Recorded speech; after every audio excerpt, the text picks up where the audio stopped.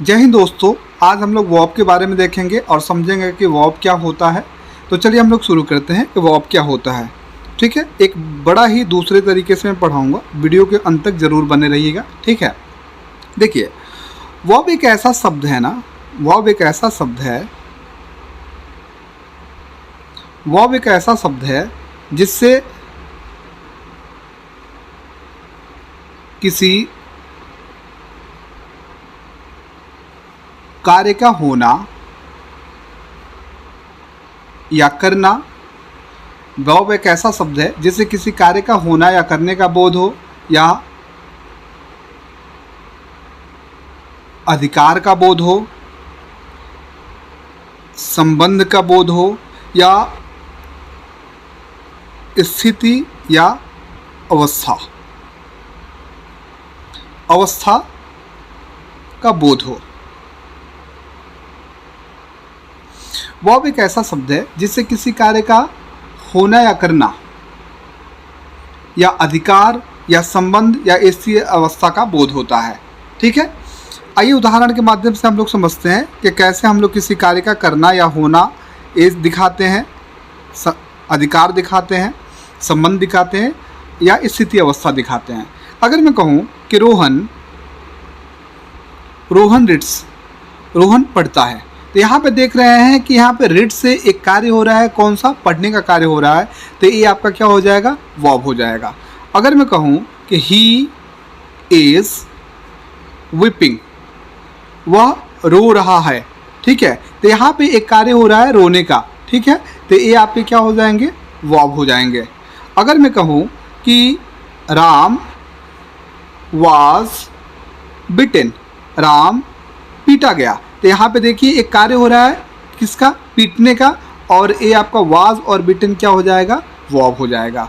तो यहाँ पे सब में किसी न किसी कार्य का होना या करना दर्शाया जा रहा है, तो ये सभी के क्या क्या हैं, वर्ब्स हैं। ठीक है, तो वर्ब एक ऐसा शब्द है जिससे किसी कार्य का होना या करना दर्शाया जाता है। ठीक है, एक चीज़ आपने ये देख लीजिए।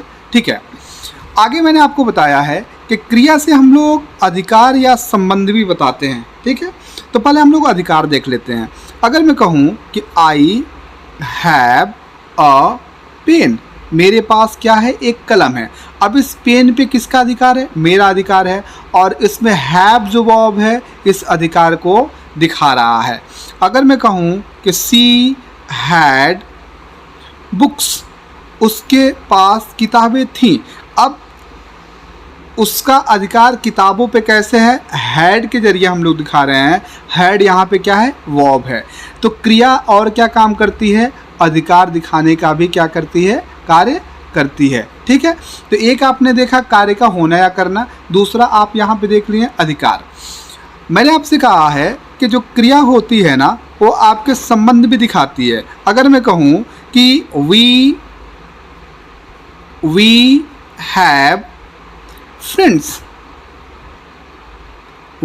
फ्रेंड्स, हमारे मित्र हैं। ठीक है, तो यहाँ पे देखिए इन मित्रों के साथ हम लोगों के साथ जो संबंध है हैव दिखा रहा है, और हैव क्या है, आपके वर्ब है। अगर मैं कहूँ कि दे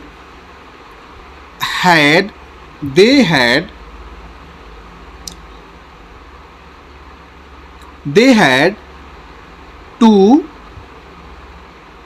सन्स, उन लोगों के 2 पुत्र थे। तो यहाँ पे जो संबंध दिखाया जा रहा है कि उन लोगों के 2 पुत्र थे, हैड के माध्यम से दिखाया जा रहा है। तो हैड क्या है, क्रिया है। तो क्रिया और क्या कार्य करती है, ये संबंध दिखाने का भी कार्य करती है। तो 3 चीज़ आपने देख लिया कि क्रिया के माध्यम से हम लोग किसी कार्य का करना या होना दिखाते हैं, हम लोग अधिकार दिखाते हैं और संबंध दिखाते हैं। एक चीज़ और क्रिया के माध्यम से हम लोग दिखाते हैं, वो क्या है, स्थिति या अवस्था दिखाते हैं। अगर मैं कहूँ कि आई एम हंग्री, मैं भूखा हूँ, ठीक है, तो ये अभी मेरी स्थिति अवस्था है, जो खाना खा लेने के बाद क्या हो जाएगी, बदल जाएगी। यहाँ पे एम क्या है, वर्ब है जो स्थिति अवस्था को डिनोट कर रही है। अगर मैं कहूँ कि दे आर हैप्पी, वे लोग खुश हैं, आर यहाँ पे वर्ब है जो इस स्थिति अवस्था को दिखा रही है, खुशी को दिखा रही है। अगर मैं कहूँ कि he was a poor man, वह एक गरीब व्यक्ति था। वाज यहाँ पे वर्ब है जो इस स्थिति अवस्था को दिखा रही है कि जो गरीब आदमी था। जब आप कह रहे हैं गरीब आदमी था तो पहले था अब नहीं है, समझ रहे हैं, वो अवस्था बदल गई है। तो क्रिया और क्या कार्य करती है, किसी व्यक्ति की स्थिति या अवस्था भी दिखाती है, स्थिति या अवस्था भी दिखाती है। एक बार मैं रिवाइज कर देता हूँ, देख लीजिएगा। देखिए, वर्ब एक ऐसा शब्द है जिससे किसी कार्य का होना या करना बताते हैं, अधिकार दिखाते हैं, संबंध दिखाते हैं या किसी व्यक्ति की स्थिति अवस्था का बोध कराते हैं। जैसे आपके सामने एग्जांपल्स मैंने समझाया है कि रोहन रीड्स, रोहन पढ़ता है, इसमें एक कार्य हो रहा है जो रीड आपका वर्ब है, ठीक है। He is weeping, Ram was beaten, इन सब में किसी न किसी प्रकार का कार्य हो रहा है जो क्रियाओं के माध्यम से दिखा रहे हैं। I have a pen, she had books, इसमें अधिकार दिखा रहा है कि मेरे पास एक कलम है, उसके पास किताबें थी। यहाँ पे हैव और हैड के माध्यम से अधिकार दिखा रहे हैं जो क्रियाएं हैं। We have friends, they had two sons, इसमें संबंध हम लोग दिखा रहे हैं हैव और हैड के माध्यम से, दोनों क्रियाएं हैं। और आई एम हैंग्री, मैं भूखा हूँ। They are happy, he was a poor man, इसमें स्थिति अवस्था दिखाया जा रहा है एम आर और वाज से। आई होप आपको समझ में आ रहा है। आप चीज़ें नोट कर लीजिए, फिर मैं आगे और आपको आसानी से कुछ चीज़ें बताता हूँ। चलिए हम लोग यहाँ पे वर्ब के प्रकार को देख लेते हैं कि वर्ब के कितने प्रकार होते हैं। एक बात आप समझ लीजिए कि जो क्रियाएं होती हैं ना, उनको कई आधार पे कई प्रकार से बांटते हैं। वर्ब को कई आधार पे कई प्रकार से हम लोग बांटते हैं। आप सुने होंगे कि main verb, helping verb, transitive verb, intransitive verb, auxiliary verb, modal verb, समझ रहे हैं। तो यहाँ पे अलग अलग आधार पे अलग अलग प्रकार से वर्ब का वर्गीकरण किया गया है। यहाँ पे हम लोग जो पढ़ेंगे अभी कि वर्ब के जो प्रकार पढ़ेंगे, ये हम लोग वाक्य के आधार पे पढ़ेंगे। किसके आधार पे पढ़ेंगे? वाक्य के आधार पर। हम लोग यहाँ पे वाक्य के आधार पर क्रिया के प्रकार को पढ़ेंगे और वाक्य के आधार पर क्रिया को हम लोग कितने भागों में बांटते हैं? 2 भागों में बांटते हैं। वाक्य के आधार पे हम लोग क्रिया को 2 भागों में बांटते हैं। कौन कौन सा होता है ये 2 भाग? एक जो भाग होता है आपका मेन वर्ब होता है। कौन सा होता है? मेन वर्ब होता है। वाक्य के आधार पर क्रिया को हम लोग 2 भागों में बांटते हैं। एक मेन वर्ब होता है और दूसरा आपका क्या हो जाता है? हेल्पिंग वर्ब हो जाता है। याद रखिएगा, वाक्य के आधार पे हम लोग क्रिया को 2 भागों में बांटते हैं। एक मेन वर्ब जिसे हम लोग मुख्य क्रिया बोलते हैं, हिंदी में हम लोग क्या बोलते हैं? मुख्य क्रिया, या इसे हम लोग एक और नाम से जानते हैं, क्या? प्रधान क्रिया, ठीक है। तो इसे मुख्य क्रिया या प्रधान क्रिया भी बोलते हैं। और दूसरा जो हेल्पिंग वर्ब है, आपको पता है, इसको हम लोग क्या बोलते हैं? सहायक क्रिया बोलते हैं, ठीक है। आई होप आपको समझ में आ रहा है कि वाक्य के आधार पे हम लोग क्रिया को 2 भागों में बांटते हैं। एक आपका मेन वर्ब, दूसरा आपका हेल्पिंग वर्ब होता है। अब हम लोग समझेंगे कि मेन वर्ब क्या होता है और हेल्पिंग वर्ब क्या होता है, ठीक है। तो आप इसे नोट कर लीजिए, फिर हम लोग आगे की तरफ बढ़ते हैं। चलिए हम लोग देखते हैं कि मेन वर्ब किसके वो बोलते हैं, मुख्य या प्रधान क्रिया, कौन सी क्रिया कही जाती है, ठीक है ना। मेन वर्ब उसको बोलते हैं कि ऐसी क्रिया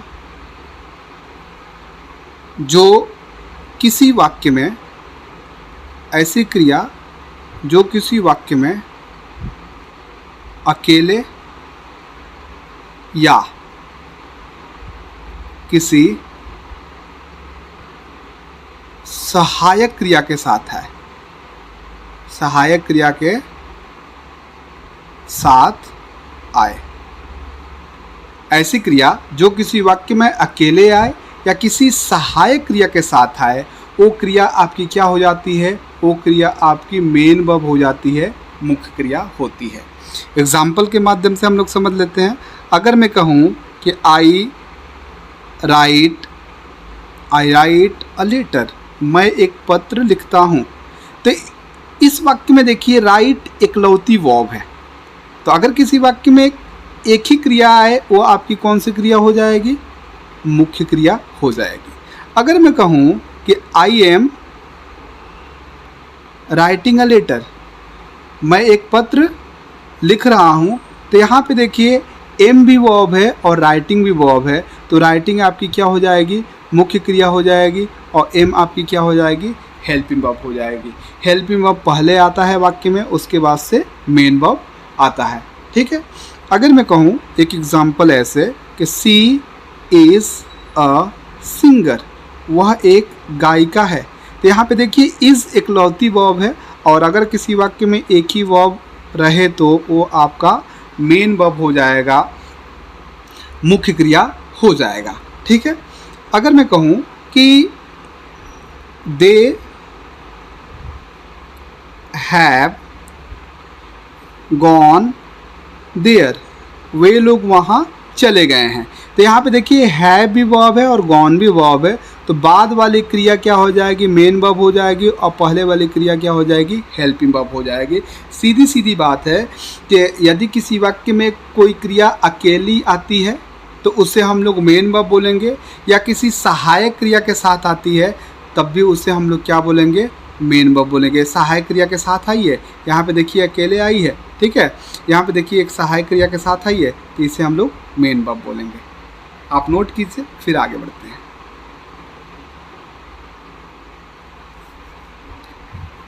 हेल्पिंग वर्ब के बारे में समझ लेंगे कि हेल्पिंग वर्ब क्या होता है। तो हेल्पिंग वर्ब एक ऐसा वर्ब है ना, ऐसा वर्ब जो मेन वर्ब की सहायता करता है।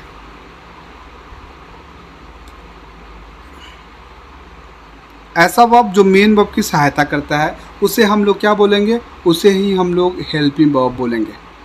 जो मेन वर्ब की सहायता करे उसे ही हम लोग हेल्पिंग वर्ब बोलेंगे। ठीक है। और मेन वर्ब की सहायता क्यों करता है, टेंस का निर्माण करने में, वॉइस का निर्माण करने में, मूड मतलब स्थिति अवस्था, ये सब बताने के लिए क्या करता है, जो सहायक क्रिया होता है वो मुख्य क्रिया की सहायता करता है। फॉर एग्जाम्पल उदाहरण से हम लोग समझ लेते हैं कि सहायक क्रिया कैसे मुख्य क्रिया की सहायता करता है। ही विल गो देयर, वह वहाँ जाएगा। यहाँ पे विल और गो दोनों क्रियाएं हैं। विल जो है आपकी सहायक क्रिया है जो गो की सहायता कर रहा है, और गो आपकी क्या हो जाएगी, मुख्य क्रिया हो जाएगी, मेन वर्ब हो जाएगी। एक ऐसी क्रिया जो मुख्य क्रिया की सहायता करे उसे ही हम लोग सहायक क्रिया कहते हैं। अगला एग्जाम्पल है कि यू शुड डू दिस, आपको यह करना चाहिए। यहाँ देखिए शुड भी वर्ब है और डू भी वर्ब है, तो शुड आपका क्या हो जाएगा, हेल्पिंग वर्ब हो जाएगा, डू आपकी क्या हो जाएगी, मेन वर्ब हो जाएगा। ये हेल्पिंग वर्ब मेन वर्ब की सहायता कर रहा है। I do not go there, मैं वहाँ नहीं जाता हूँ। यहाँ पे देखिए डू भी वर्ब है, गो भी वर्ब है। डू जो है गो की सहायता कर रहा है, इसलिए इसे हेल्पिंग वर्ब बोलेंगे, और गो आपका क्या हो जाएगा, मेन वर्ब हो जाएगा। तो इट्स वेरी सिंपल कि सहायक क्रिया क्या है, एक ऐसी क्रिया जो मुख्य क्रिया की सहायता करे उसे हम लोग सहायक क्रिया बोलेंगे। और सहायता क्यों करता है, टेंस का निर्माण करने में, वॉइस का निर्माण करने में, मूड का निर्माण करने में। जैसे he will go there, will यहाँ पे हेल्पिंग वर्ब है जो गो की सहायता कर रहा है। यू शुड डू दिस, यहाँ शुड हेल्पिंग वर्ब है जो डू मेन वर्ब की सहायता कर रहा है। I do not go there, मैं वहाँ नहीं जाता हूँ, डू हेल्पिंग वर्ब है जो गो मेन वर्ब की सहायता कर रहा है।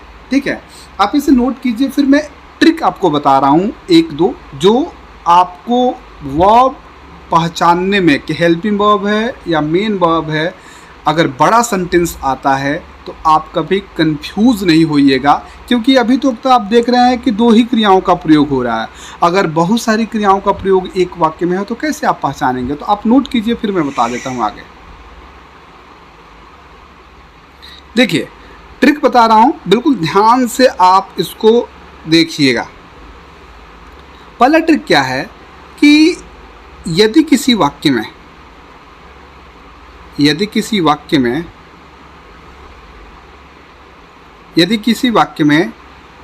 एक क्रिया हो, कितनी क्रिया हो, एक क्रिया हो तो हमेशा कौन सी क्रिया होगी? मुख्य क्रिया होगी। यदि किसी वाक्य में एक ही क्रिया हो, यदि किसी वाक्य में एक ही क्रिया हो तो वो क्रिया कौन सी क्रिया हो जाएगी? मुख्य क्रिया हो जाएगी। समझ रहे हैं?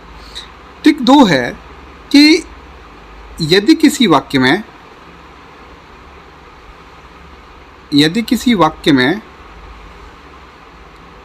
दो या दो से अधिक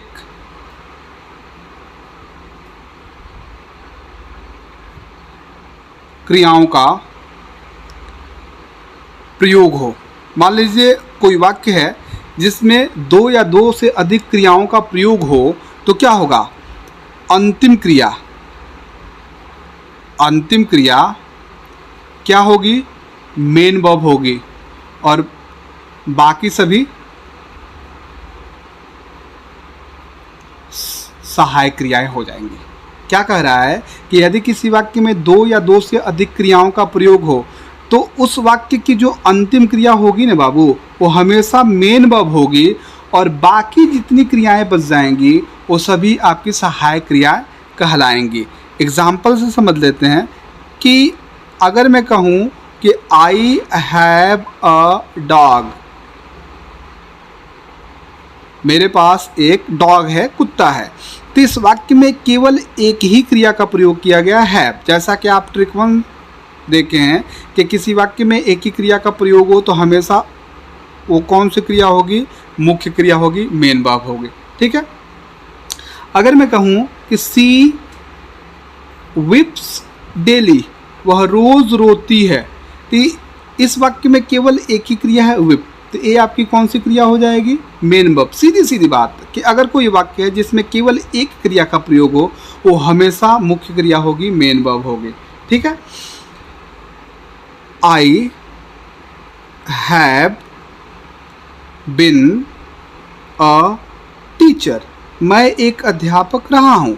यहाँ पे देखिए हैव भी वर्ब है और बिन भी वर्ब है। ठीक है। तो यहाँ पे दो क्रियाओं का प्रयोग हो गया। तो दूसरा ट्रिक क्या है कि किसी वाक्य में दो या दो से अधिक क्रियाओं का प्रयोग हो तो अंतिम क्रिया हमेशा मेन वर्ब, अंतिम क्रिया क्या है? यहाँ पे बिन है, तो ये कौन सी क्रिया हो जाएगी? मेन वर्ब हो जाएगी और बाकी सभी क्या हो जाएगी? Helping verb. तो बाकी सभी में बच रहा है तो आपका क्या हो जाएगा? हेल्पिंग वर्ब हो जाएगा। देखिए बहुत ध्यान से देखते रहिएगा। अगर मैं कहूँ कि आई हैव बिन रीडिंग, मैं पढ़ता रहा हूँ। ठीक है। इसमें कितनी क्रियाओं का प्रयोग हुआ है? 3, हैव बिन रीडिंग। तो दो या दो से अधिक क्रियाओं का प्रयोग हुआ है तो अंतिम क्रिया हमेशा क्या हो जाएगा? मेन वर्ब हो जाएगा और बाकी क्रियाएं कौन सी वर्ब हो जाएंगी? हेल्पिंग वर्ब हो जाएगी, सहायक क्रिया हो जाएंगी। ठीक है। एक और एग्जाम्पल थोड़ा सा और बड़ा लिख देता हूँ। दे शैल हैव बिन स्लीपिंग, वे लोग सो रहे होंगे। यहाँ पे देखिए शैल भी वर्ब है, हैव भी वर्ब है, बिन भी वर्ब है और स्लीपिंग भी वर्ब है। तो एक से अधिक क्रियाओं का प्रयोग हो तो हमेशा अंतिम क्रिया क्या हो जाएगा? मेन वर्ब और बाकी सभी क्रियाएं क्या हो जाएंगी? हेल्पिंग वर्ब हो जाएंगी। आई होप आपको ये ट्रिक बहुत मज़ेदार लगा होगा और पूरा क्लास आप एंजॉय किए होंगे। आज के लिए बस इतना ही रहने देते हैं, फिर मिलते हैं कल एक शानदार वीडियो के साथ। तब तक के लिए थैंक यू, बाय बाय।